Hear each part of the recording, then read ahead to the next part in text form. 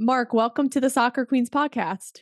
Awesome. Thank you for having me. Yeah, thanks so much for coming on. I can't wait to talk about conditioning today because I feel this is something that the soccer community sadly still gets wrong. So, we are here to do a deep dive on everything conditioning for soccer. But before we get into that, Mark, if you just want to give a background of where you worked at the college level for performance and what you're up to today.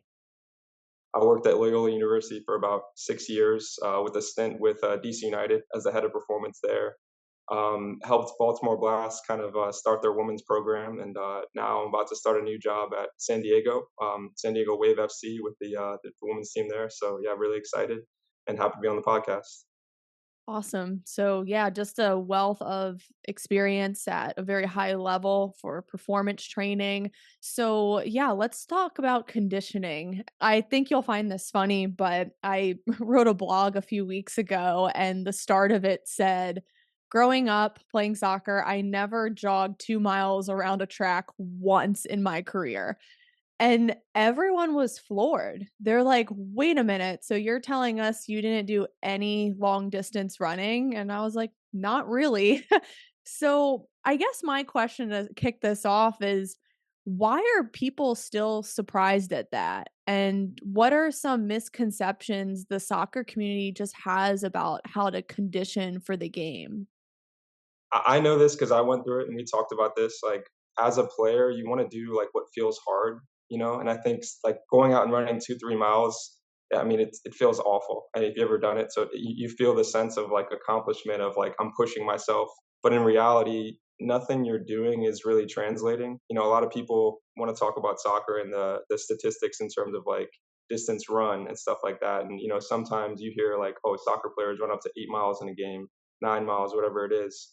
But what people aren't talking about is, there's also, depending on your position, up to 30 sprints, up to, 100 changes of direction.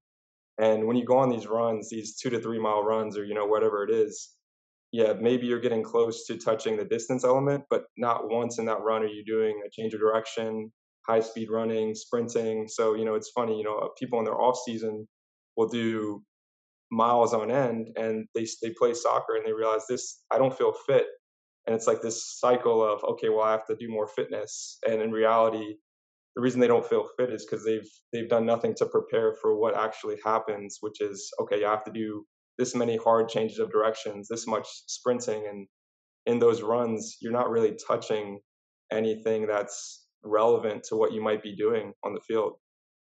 That's such a good point, and I get that argument from people a lot in terms of how much mileage players are Hmm. covering in a game. I mean, at the higher levels, anywhere from 7 to 8, youth levels, like 4 to 6, they say, "Well, they're running all these miles, so we have to train all these miles," but I'm glad you brought up the context within that and how Hmm. it is a lot of those explosive outputs, the accelerations, the sprints, and the change of direction movements.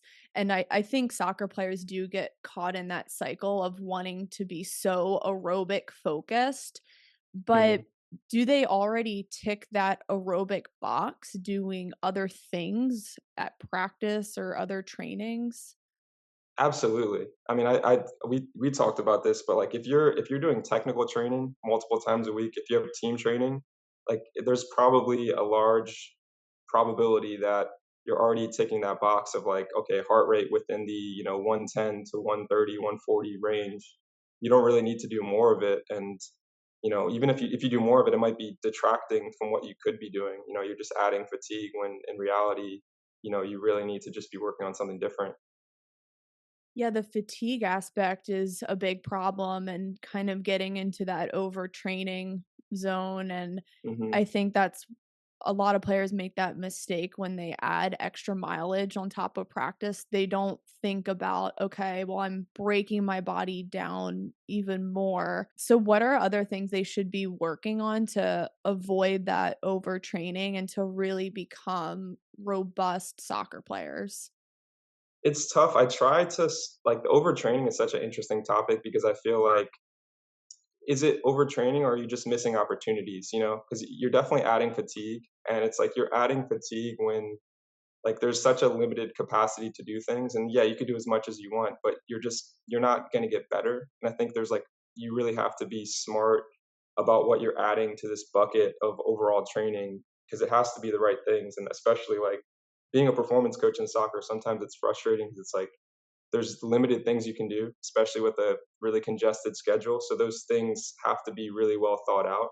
You know, if, but I think for the a lot of youth soccer players, if you just spent time working on sprint training, like we talked about, like that would go a long way. And not just when people hear sprint training, I think they think, okay, a 400-meter sprint around the track, and I think it's more like a 20-meter sprint, anywhere up to like a 60-meter sprint and full recovery, which could be 3 minutes, 4 minutes, and it's. I think a lot of people are turned off to working on these things because they do it and they're like, oh, it's so easy. It's like I rested for 4 minutes. I'm not pushing myself. But what you're working on doing is, getting your body faster so that you're operating at, a lower percentage of your, anaerobic speed reserve.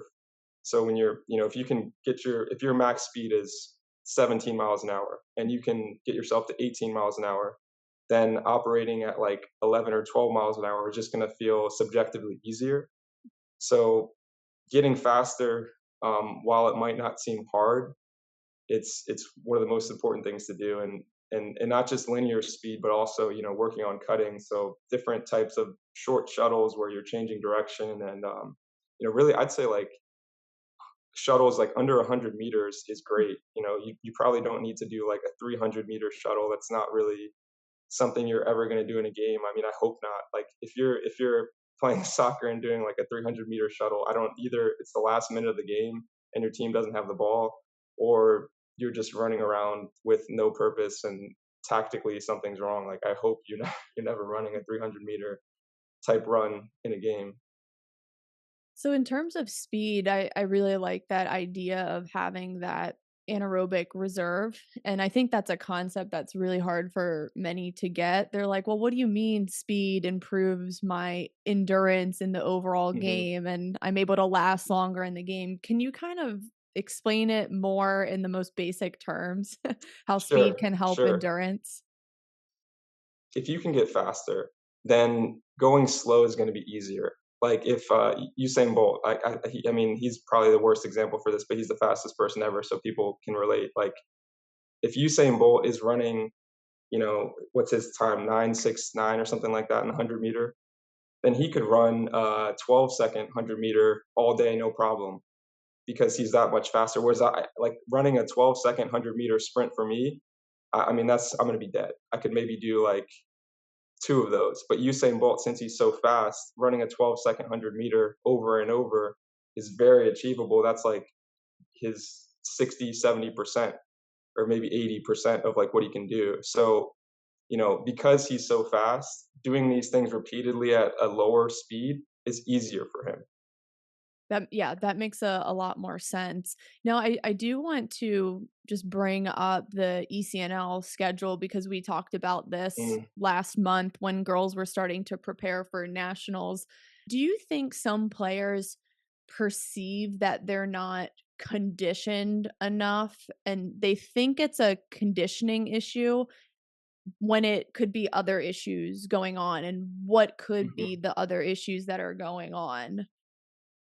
I love this question. I mean, I think it's more than anything, it's fatigue because you play so many games in such a short period of time, and people, I felt it. Sometimes we used to do these tournaments where we had like 5 games in a weekend, which was madness at that age. And you just feel so tired in your head. You're like, why am I not getting to the ball? Why do things feel so difficult? And it's because you're fatigued, and because you're fatigued, there's not really room to work on anything else other than playing. You're playing and you're recovering, and you're not working on your speed. You're not working on high speed running or changing direction. You're playing and recovering, and there's not much else. So I would say, instead of, and it's a negative cycle, right? Like once someone feels like they're out of shape, I've seen at the DC United Academy. I remember there was a kid that was like he felt out of shape, so we were playing in GA Cup, which you play like 30-minute games, like it's crazy. And he's like, I feel out of shape, so he was like doing runs at the hotel after to like feel more in shape. In reality, it's like, well, it's not really helping. It's just making you more tired. So I think it's the awareness of your body and how you're feeling, which takes time, right? I mean, like you and me, you seem like you had it at an earlier age than I did, but I was the type of player that like I was just grinding, grinding, grinding, and not getting anything out of it until I got to an age and realized like, oh, I need to rest, and that's the most important thing. I think the whole grind is just BS. Hmm. I think people have it wrong because they think that the grind is that they need to run themselves into the ground, the no days off mentality. Workouts are only useful if you're sore afterwards, which Hmm. is actually going to have the opposite effect and diminishing returns in the long run. I think the grind is more the quality and the intent of the training Hmm. and what am I trying to get out of this drill? Is this a speed drill or is it a conditioning drill? And it's crazy. I don't know if you still get players who get confused why speed drills have such a long rest Oh yeah. and they wanna just, like, jog back after an all-out sprint when they just emptied the tank and try to get their Hmm. best time, and then they jog back on the line again, and they're like, "We're ready to go." I'm like, "Well, do you think you can get that exact same time and be as fast as that first set?" And they're like, "Ooh, actually not really." Yeah. So, I don't know, have you found that? Like, players still get this speed recovery time wrong? 100%. And, it feels easy and it's like I wanna be pushing myself, but, ironically, it takes more discipline to do it the right way. If you're doing speed training, like you said, like, it takes more discipline to rest even though, like, subjectively, you're like, "I feel fine, I could do it again." But you're after quality and, there's a lot of focus required to do a sprint at 100% effort, multiple of those with rest in between, like the technique, those small little details of, the rhythm, coordination, smoothness as you're accelerating, that takes a lot of focus and discipline. And I've also found like prescribing something like tempo runs where, it's repeated 100-yard efforts or, something along those lines. So many people want to go faster when it's like you actually like you get more out of it. A tempo run is just an example of like a sub maximal sprint repeated to work on high speed running and like people want to go 100%. It's like no, I actually want you to stay at this percentage. It feels subjectively easy, but over time you're accumulating a lot of high speed running, which is going to make you more resilient over time. But people want to just push and do things the harder way because I think subjectively it's like, well, I'm pushing myself, I should be ready. And they're kind of missing out on the benefits. But like I said, it takes more discipline to do it the way that it was designed. If it's a speed drill, like you said, keep it a speed drill. If it's a tempo sub maximal, keep it in that range. And if it's an endurance drill, and yeah, maybe sometimes there is a place for like a 800-meter repeated runs or 1 mile repeats. Like maybe it is time to push yourself, but that's definitely not on like a daily basis where you're just grinding and crushing yourself. That's more of like a early off season where you're like starting to get back into it. I usually try to use the lines of the field. So, it could be a 120-yard with a 80-yard walk recovery. So it ends up being like a 20-second on interval, 40-second off for the walk across. And, I'll prescribe anywhere from like 2 sets of four to, which is like early, to like, you know, 4 sets of 6 to 8. Like it can really build up to the volume. And it's more just about getting your body used to accumulating those high speed meters. And if you're doing it right, it should feel easy and the last rep should feel the same as the first rep. I think a lot of people think like, "Oh, I want to be crushed by the time I finish, this set." And I was one of those people and I think it's like, no, if you're doing it the correct way, you have the discipline to do it the correct way. Like the first rep should look the same as the last. And if you're progressing the right way, conditioning shouldn't feel like a grind. It should feel like this is the right zone for me. You know, I think that's like a misconception too. Is like conditioning's always meant to be hard, and if conditioning's always hard, you're probably pushing yourself too hard too often. And I'm not going to say there's not a time to push yourself hard. There definitely is. But like I said, if it's an everyday thing, like it's probably too much. Your body's not recovering, or you're not really getting the most bang for your buck with those exercises. And that's important too to just talk about the gradual progression of conditioning and Mhm, performance coaches like you and I know that it has to be a plan and mhm, it we can't have like crazy spikes and dips in the running workload and the intensity. And I do want to talk about soccer coaches who add on random conditioning on top of practice as mhm, punishment. And I'm not a fan of conditioning as punishment in general. Most of the time, I'd say 100% of the time, it is random. And the coaches pick the drill based on how they're feeling that day. They're like, okay, everyone on the line, we're doing 10 suicides and there was mhm, no plan in place and the workload just spikes so high and that's when injuries happen and that's my biggest problem with mhm. it. And I think coaches need to realize that this is just an old school model that really needs to go. The youth level, it's really bad. Oh, yeah. I mean, I see it a lot, and it depends on, like, even coaches at a high level still do it, you know, I think it's, like, still, like, trying to get a certain mentality from the players, but I think the mentality is, when people talk about mental toughness, it's like you're doing something that's completely irrelevant to focus on something that, mental toughness, people think, "Okay, last minute of the game, I need to be tracking my player down," or, like, "Tactically, I need to be in this position."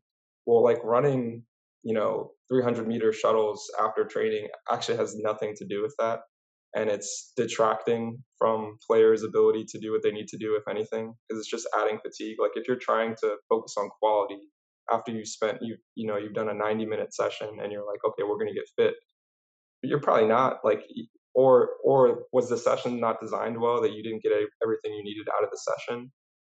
I think, working with GPS, it kinda helps the, coaches understand that, okay, if I just throw in this random conditioning, then, it's gonna you know, my sports scientist is gonna tell me, "Oh, we just did 200% of what we usually do in a week in that one session." It's like, "Okay, well, that doesn't make sense, does it?" But I think sometimes people just it's like a mental toughness thing, I think, you know? I'm glad you brought that up. And it made me think of the book Do the Hard Things by Steve Magnus. Have you read that? I haven't, but I need to. Oh, it's so good. I mean, he talks about this exact thing with mental toughness. Do we have the definition wrong? Mhm, And there are people who think that just grinding, like no days off, like running themselves into the ground builds mental toughness. But in the long run, it hurts them and it makes them more susceptible to injury. Whereas real mental toughness is staying disciplined with mhm. the most basic things and having those quality outputs that actually translate to the game. That's true mental toughness because it's really hard to have that discipline and be so intentional and meticulous with what you're doing.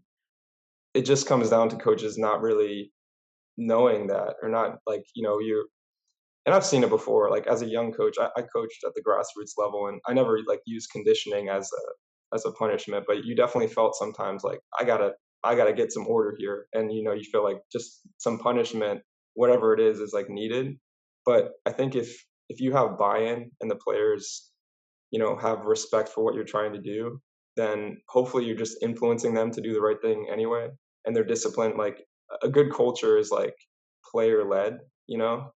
Like, the players are, getting together to do the right things. It's not like a dictator at the top, yelling down, like, "You need to do this." It's already the players they're already inspired, they already know what to do, and the discipline is, like you said, doing those little things right repeatedly, and it's boring. Like, it's not there's nothing glamorous about, going to bed at 9 PM and waking up at 5:30 and having the same meals every day and going to training at the same time and having the same structure to your week. Like, it's not glamorous necessarily, but, like, the discipline to do that is so important. Now, I have a question about more like in season conditioning. Mhm, I get questions a lot of girls who are like halfway through the season and they say that they need to work on their conditioning. And I'm like, wait a mhm. minute, you're practicing with your ECNL team 4 times a week.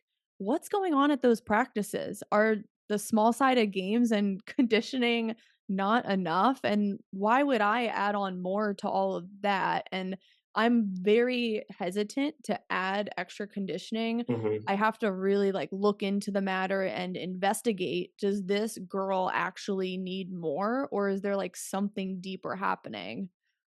Kudos to you for doing the investigative work. I think a lot of people sometimes, like, there's like, "I'm the performance coach, and they came to me needing to work on conditioning, so we're gonna do conditioning." And there's, like, that detective work is needed because you're right, like, if you're training 4 times a week, like, in my mind, like, conditioning, like, from an aerobic standpoint, like, needing to get fitter, it doesn't make sense. Like there's something else going on if you don't feel fit. My guess would be, based on a lot of these setups of these teams, they're operating on half of a field or a corner of a field sometimes, and when they go to play a big game, this is like the first time they're doing like a stride. So like their body's just not used to it, and I think when it comes to doing extra, it should be the things that you're not getting enough of. So conditioning in season in my mind is like having your finger on the pulse of like what you need to do to be ready for the game. And it's not like running laps or even doing conditioning. Most of the time it's like supplementally adding, a couple strides, a couple hard sprints at the right time. And me, like I feel like what ends up being like my go-to in-season conditioning, depending on the team, depending on like the philosophy of the coach, if they do a lot of small-sided games, it ends up being just a couple sub-maximal tempo runs added into the warm-up or added into another day. And just because if that's not happening, and like I said, it's the first time you're playing in a game, if you're not doing stuff like that, often what you hear is like, "Oh man, why do we look so slow? We're not getting to the ball." The coaches are saying this over and over, and it's like, well, it's not because they're not fit. It's just that they haven't been exposed to any opening up their legs to get to the ball. This is the first time they're doing high speed running is in the game because you're training on a 40 by 60 field, and then you're playing on a 120 by 80-yard field, and it's like, oh man, why do I feel so out of shape? It's like, no, your body's just not used to doing the things it needs to do in the game. So it's just adding in conditioning would be like supplementally a couple of strides or depending on that. Or I've also had coaches that only do large sided games in college. I've had both, and it's like, well, sometimes like a large sided game, you might not get the accelerations and decelerations you need. So sometimes it's supplementing small sided stuff. I think more often it's the opposite of needing to supplement bigger running. Um, but sometimes it's small sided stuff as well. But usually it's just adding in what hasn't been given enough attention. Yeah, I think that's very accurate with the training space with a lot of these youth and ECNL teams. Some of them are lucky to get half the field, but most Hmm. of them are getting like a third of the field. So they aren't opening up their legs into these Hmm. max velocities or these strides at like 80 to 90% speed. When I do investigate girls who feel like they're slow to the ball in the second half, I'm like, okay, well, do you feel like you are out of breath and your lungs are burning, Hmm. or do your legs feel sore and heavy? And they always say it's their legs feel sore and heavy. It's Hmm. never a respiratory cardiovascular issue, which is also like, okay, they don't need that extra aerobic Right. stuff. So it's so interesting. It's always their legs feel heavy. Hmm. And I mean, it's such a shame too because like the kids that always feel tired, it's like they're the ones that are often doing too much extra stuff of like the wrong type of stuff. Like I always felt like in college, the players that struggled the most with fitness were the ones that were doing the most fitness. Ironically, it's like you need to have highs and lows. Like you can't just be pushing yourself every day. I had this one player. I'm not going to say her name because I don't want to embarrass her.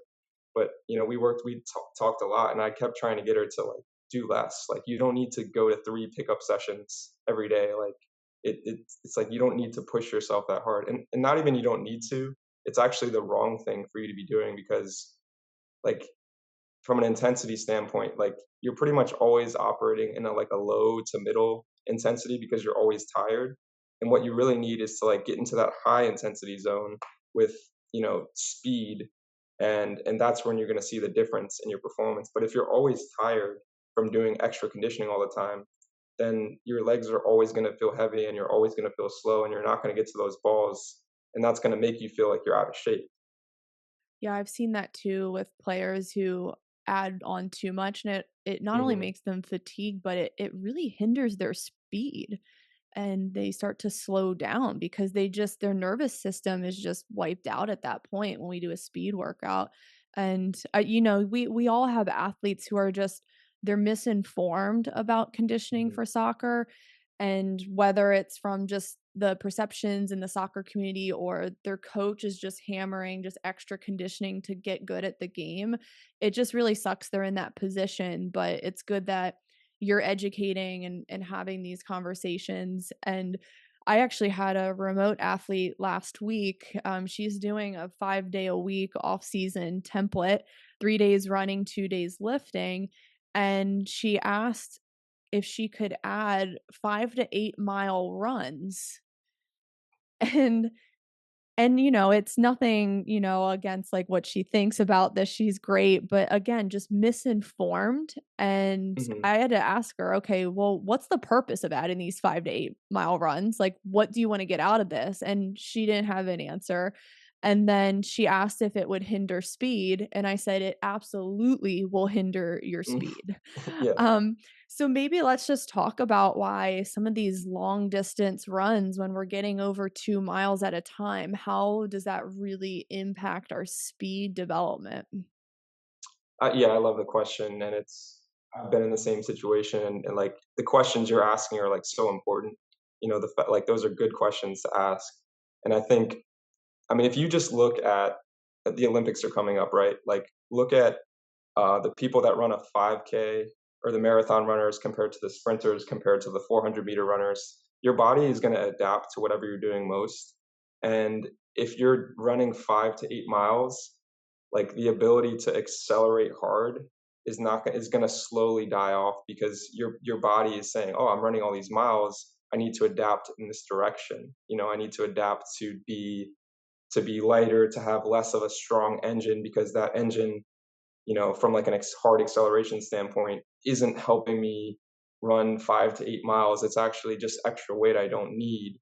So you're like that hard change of speed, like you're gonna lose it because your body is saying, "I don't need this because it's not helping me with these 5 to 8 miles." If that makes sense, your body is gonna adapt to what you're doing, and if you're constantly doing that stuff, then it's not going to be able to, the signal of I want to become this type of player, it's not going to come the same direction. I hope that makes sense. Yeah, it does. And it is common sense to us, but again, I think people are just stuck in this mindset of I need to run so many miles because that's what's happening in soccer. And yes, that's happening, but players are also walking and then sprinting and then Yeah. walking and then sprinting. And another interesting thing I found, I think it was from Tony Strudwick's soccer science book. He had some very interesting data on GPS and how teams who lost the most games actually they covered the most mileage because they were just Mm, running around mindlessly, and the teams that won the most actually covered the least mileage in the game because they were tactically smart with their runs, they were making the right runs, they were fast in their runs, and they were just more efficient overall. So I think that's interesting to point out is that you covering more mileage doesn't mean you're playing better or your team is going to win. yeah. And I see it all the time with players who use GPS sensors here in Florida. They always compete. Oh, I cover more miles in this game than you. And I'm like, well, sorry to like be a downer here, but that actually doesn't really mean that you did better. It actually Yeah. means you might not have been as efficient and you were wasting energy. And also of the 8 miles you're covering in a game, potentially just throwing that number out there, like probably 4 or 5 of those are covered like walking or like light jogging at like 4 or 5 miles an hour. So it's like, do you need to prepare to jog or to walk 4 miles in the field? Like, no. Like, do you need to be physically prepared? Like, I could go out and walk 4 miles, no problem. Like, but I can't do 15 sprints in a game and recover from it. But yeah, to your point of like doing more doesn't mean you did better. I mean, it's like so funny because like it's like focusing on the wrong thing. But yeah, like if you're losing the game, you're probably going to be chasing around the team with the ball, you know. Yeah. So it's such a true point. Really good point you brought up. And it's interesting now with the Euros going on and the Copa, if you guys actually watch the games for everyone listening, like look at the Messis, look at the Hmm. Ronaldos, like all the players who like play your position and see how efficient they are. And a lot of them do walk most of the game, but they make their sprints at the right time and they're explosive Hmm. and they're fast and they do it when it matters. And I think it's really important to just watch the game and follow who plays your specific position. Absolutely. I mean, it's so easy to watch a game and just like track the ball around and assume that, oh, I need to run like this. But if you actually pinpoint your position and watch that player over the course of the game, you're going to be like shocked at how much walking and like just light jogging to get into position. But then, like you said, there is that high intensity component. Like when they're going to sprint, it's an all out sprint. But they're not like when people run 4 miles. What do you think the average pace is? Like 7, 8 miles per hour. Like very rarely in a game do you see someone running 7 or 8 miles an hour for an extended period of time. Like it might be for like 2 seconds to jog into position, but most of the time it's a walk or a light jog or an all-out sprint. There's not really that middle ground. It doesn't exist. So I think I would encourage a lot of young players to, watch a game and pinpoint your position and watch how they move and try to train more like what you want them to do. Like if there's a wing back and you see them making overlapping runs, like, practice that overlapping run. I mean, how often does it happen? Once every 5 minutes. So yeah, like in sprint training, how often do you do, if you're doing a 60-meter sprint, you're resting probably 4 to 5 minutes. That's perfect. That's exactly what they're doing in the game. But it's not always the most glamorous or like hard thing to do. So I think people steer away from it. Let's talk about different conditioning tests that teams use. Now, it's really interesting because when they get programmed like the 2-mile fitness test or Hmm. a 300-yard shuttle, or I think there was one that one of my girls did at a D1 school. They had to sprint for like 3 minutes straight, like pretty much at like 90%. And it just like these crazy tests that don't really translate to the game. But usually, like a lot of girls I know don't do well on those tests, but they see the field and get playing time. Hmm. So, this should be a message for everyone that you should not get too caught up in a fitness test that doesn't transfer to the game and train to be a good soccer player. So, Yeah. what fitness tests would you cancel in 2024?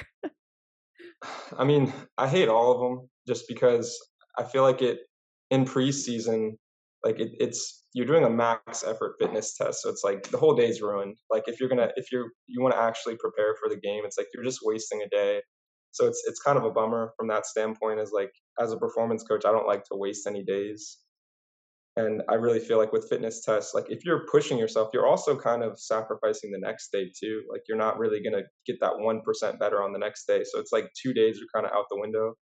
Um, I can't say that there's like one that's like soccer specific. A lot of people like to debate, well, like is the beep test more soccer specific than the 2 mile or the Manchester? It's like, well, none of them are really soccer specific, and it's such a shame that a lot of people, college athletes, a lot, they're coming back to preseason and they have this fitness test they need to prepare for, and they're so focused on being ready for the fitness test that they're like missing out on preparing for soccer, and it's such a shame. I would say though, if I had to cancel one, probably the 2 mile, Mhm. just because. Yeah. I mean, when I was in college, we did three. We did the Manchester, the beep Mhm. test, and the 2 mile, and it was like a just make holding people accountable type thing. And I remember that in preseason, we were all so dead the whole time. I felt my fitness level was awful, and then there was like a bounce back effect. Like after like 3 games, I'm like, oh, I'm starting to feel fit. But like ironically, you would think that like all this running, you should be at your fittest at the start of preseason, but you're just tired and you're wasting your energy on things that could be more specific to the game. I think they all should be canceled, to be honest. Yeah. And that's interesting you say that about even the yo-yo test because I kind of agree. I mean, yes, it's better than the 2 mile and a 300-yard shuttle, but it's not that great. It's not Mm-mm. that transferable to the game. I mean, I would rather have people come up with a small-sided game conditioning test, whether it's a 1v1 on a large field or a 2v2 or 4v4, and Mhm. it really exposes who is in physical and cognitive shape for soccer. So that would be interesting if we can get some studies going on that and how to measure it, but I just think we should just get rid of them altogether and have playing time be a motivation. I think coaches use Mhm. these conditioning tests to be like, "Well, we need to motivate people to work out in the summer and not be lazy." But if you wanna sit on the bench, then you'll be lazy, but I think most, like, youth and college athletes, they wanna play, they want to start, so they're going to work in the summer, and my Hopkins coach, he got rid of our fitness test my senior year. Oh, We wow. we came in the best shape we ever did, and we had a 21-1 season that year. We made it to the Elite Sheesh. 8. We didn't have a single fitness test because we didn't waste time in the preseason. Mhm. We worked on team tactics. We made sure we were fresh. We were getting in the weight room. We were making sure we weren't peaking and getting destroyed in preseason because it's a long 3-month season. And I like commend him so much for doing that because this was in 2011 when that was kind of like taboo to do. Mhm. But I look back and I'm like, wow, that really helped our season. And I think more coaches should consider that. 100%. I mean, it's very progressive, especially at that time to do something like that. I think even now, like getting rid of fitness tests would be hard to do because like culturally it's so built up that we do fitness tests in preseason. But when you when you do fitness tests in 2 days, 3 days, some teams still do. Like you're missing opportunities to do things that can actually get you better. Like you said, like we got in the weight room. You guys probably had more quality sessions. I think what happens like when people try to make preseason hard, like they miss out on actually having quality sessions. Like even doing two a days. Like there was one team I worked with that loved doing two a days, and it's like not once did we have like one quality session because everyone was just always tired. Like we could never push past that barrier of like high intensity effort because it's like everyone's just kind of jogging around every session because there's so much fatigue that's built up. Like we might have had in a 2 week period, we might have had like 15 sessions, and or sorry, maybe more than that, 20 sessions, but maybe we had 2 intense sessions, whereas if we just had a one-a-day training, we probably would have had 5 to 6 really intense sessions, and those 5 or 6 would be obviously far superior to the 2 that we did, so I think it's just focusing on quality, and when you take away the fitness test, like you said, like, you can really focus on quality and intensity in the games and practices, and that's what gets you better, the intensity and the high intensity effort and the quality of training. That's the most important thing. Yeah, and not only does it help the performance, but it also reduces the risk of injury. And I Mhm. think that's another important thing to touch on is if we're not reaching those higher velocities and doing our sprints or tempo runs, then we're not really building robust players. If we're constantly doing like long distance running or just this like moderate intensity, this high volume grind. So maybe we can just shortly talk about how doing the speed training and the explosive conditioning helps with injury. Every time I've dealt with a player that's had a hamstring injury, it's always a player that their off-season training involves running long distance because never once in their training did they work on a sprint. They were probably, every day going 7 to 8 miles per hour in their training running, doing 1 mile run, 2 mile run, and it's never once did they go above their threshold for what would be considered a sprint. So all of a sudden they're training or they're playing in games and they're having to sprint to a ball and they didn't do that a single time in their off-season training. So, they'd be better off to have just focused on sprinting, full recovery, because then at least, they might be running around a little bit out of breath, but that respiratory piece just comes from training. You could run sprints and work on technical, and you'd be in perfect shape for soccer. Um, but from an injury standpoint, like, your body needs to be prepared to do things. A lot of people think about fitness and they think about like being out of breath, but you need to think about like your muscles, ligaments, tendons being exposed to the high intensity actions that you're going to do a lot in the game, and kind of like building the volume of those steadily over time. That's really great. So, I guess to just sum this all up, so three main things soccer players should be working on to be conditioned. So, the first one you'd say is do your speed training. hmm What would the other two be? I would say some type of sub-maximal tempo training. I'm such a big fan of tempo runs, and I think they don't add a ton of fatigue, but they prepare your body for the high speed running element. So like slowly building up your volume of tempo runs. I'm talking 100 yards, maybe 200 yards on some occasions, but and it shouldn't feel hard. It should feel like you're building up the volume. And then I would say technical training, like have a steady diet of getting out to the field and striking balls. Like, and people don't think about that too. Like I think about it now because I'm getting older and have experienced like a little bit of tendonitis. But like you shouldn't go from not hitting a soccer ball for 2 weeks to all of a sudden hitting 50 balls towards the net as hard as possible. Like your body needs to be exposed to these things, and I would consider that in the conditioning side of it because you're just trying to prepare your body for what it's going to do. I think if you think about it like that versus like I need to go out and run distance because I need to get fit, you're going to be in a lot better shape. You should focus on what you're actually going to be doing. Like you said, like watch the player that plays your position and think those are the things I need to be prepared for. He or she's making a hard overlapping run. He or she is doing a stride to get back in position. I think if players focus on those things, they'll be in good shape.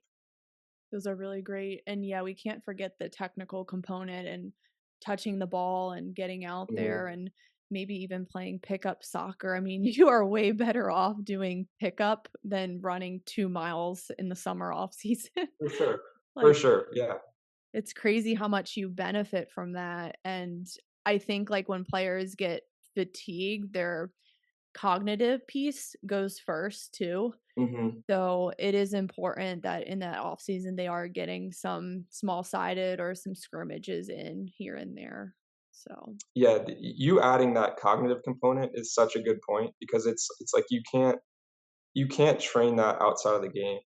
Like when you talk about agility, like responding to something that's happening around you, like you don't get that from just going out and running. Like you need to be prepared to stop when someone's, running at you, or like when the ball changes direction. Like that's when, you know, a lot of these ACL injuries is like a combination of fatigue with like the absence of like being able to have the power and strength to stop and change directions and react.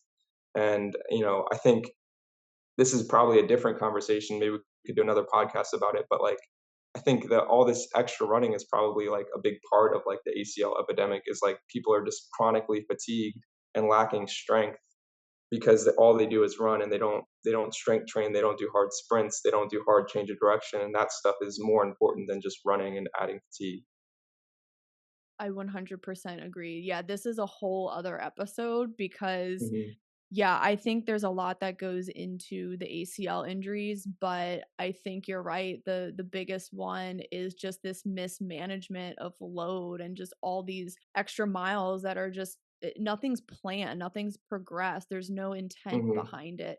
And it is interesting. I don't know if you've heard about Jason Advedizian from Clemson Sports Science, but he's studied a lot on how female soccer players who are slow to react and who don't train the reactive component, the cognitive component of the game, are more likely to have lower body biomechanics that lead to mhm. ACL injury. So it's like your two Wow, mile run is not helping you be reactive and think fast. And that it's could, hurting you, actually, yeah. yeah. And it doesn't help your lower body mechanics. So I thought that was interesting as well. He's a Mhm. very good follow in the brain's impact on ACL injury. Awesome, yeah, for sure. That's such a good point. Yeah, it's something we'll have to discuss another time, but I think we covered most of conditioning. So I will leave Mark's social media links in the caption below so you can follow along and feel free to ask him questions. But yeah, just to summarize, make sure you're working on your speed and those more explosive outputs. And most importantly, you cancel the 2 mile run fitness test. So, everyone, thanks for listening, and I will see you on the next episode.